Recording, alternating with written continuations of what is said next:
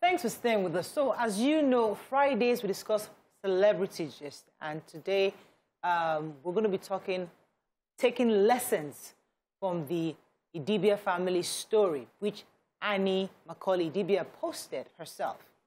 According to her, she called out her husband Two-Face Idibia for defying their marital vows and spending nights together with one of his ex-lovers and baby mamas, Pero. According to her, your baby mamas constantly use your children as an excuse for all sorts of rubbish. Now, Two-Face's brother and sister-in-law have also come out to drag Annie in different ways. Now, we are concerned and would like to let you know your thoughts on this. Now, as usual, I'll get the ladies' initial comments on the story, and we pack the family story because our job is also to talk about people's family members. But we'll take out this scenario and see how we can look at it in different perspectives, and that's the focus of today's show. There was something I saw recently that said, who caused this generation to bring all their dirty linen in public?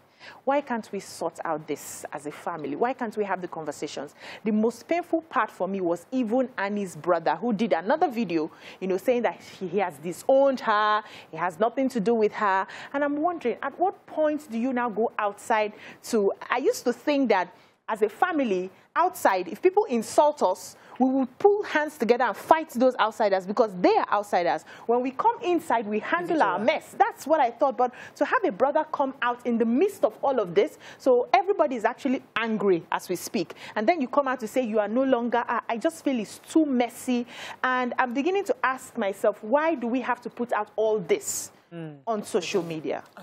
Everybody, starting from Annie, the brother-in-law, the sister-in-law, her brother, I think they're all immature and people who seriously need help. Because whatever happens online stays online. For life. Somebody will Google it, it starts to come up. Just Googling this story and finding it interesting. The sparse with Annie, the public fights, the club and all of that fight came up. So everything that happens online stays online. This is not something that should have been addressed online. But for the marital issue, I think Annie, this is not because she's a woman now, but because she started the online, she took it out. I blame her. I think that you married your husband, you know him. You marry these people, you know them.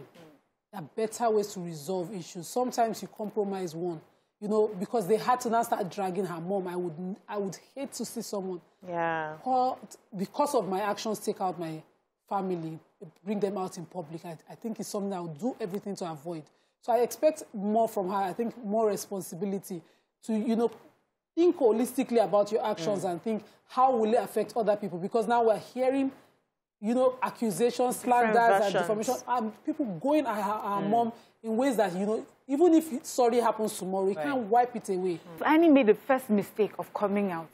There was no one around her that could have said, stop. Now everybody now comes out of the woodworks. Even me, I have something to say. Meaning what? We know where she is coming from a place of pain. Nobody wants to be sitting down somewhere and know that their husband is in another woman's house. Please, paint it however you want to paint it.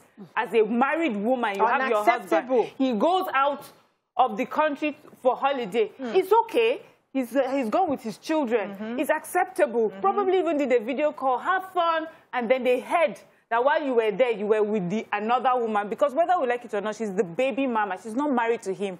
There's a relationship. There's a boundary that is meant to be there.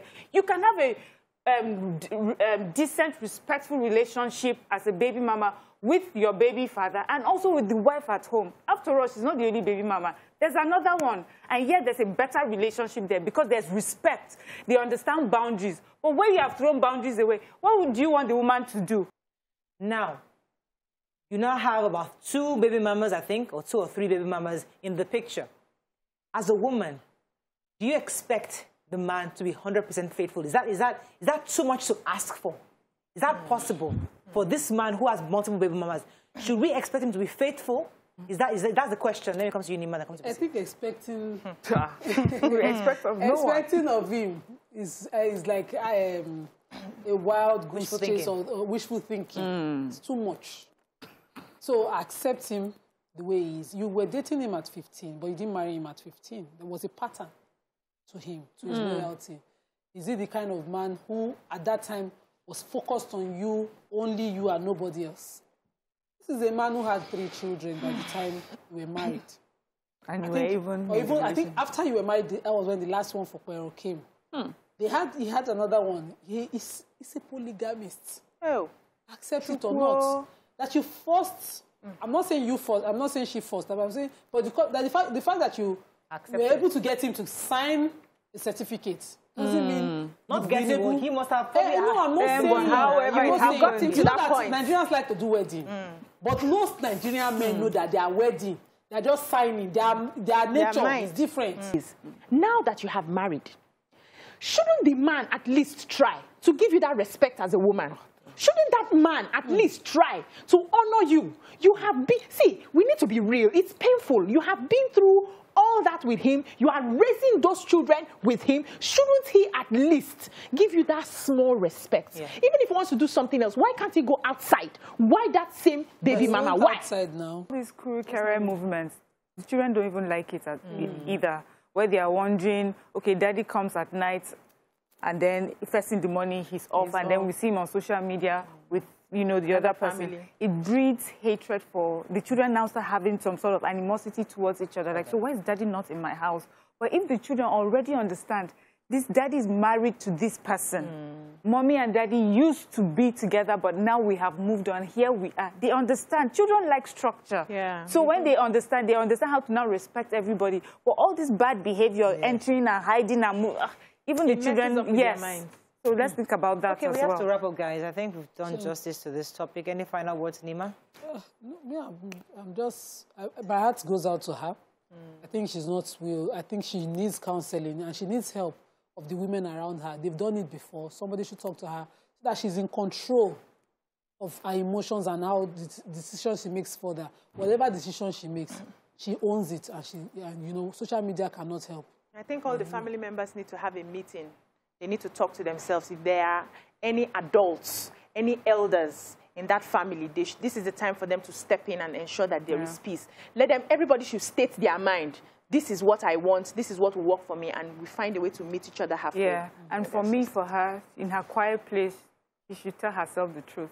She now understands exactly what the position is, and she should act accordingly in a way that will bring her peace of mind.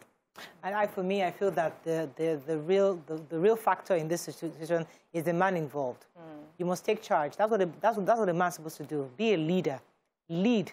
Create the structure. Be clear what you want. You have to be very crystal clear what you are, who does what, and what you want your family to achieve.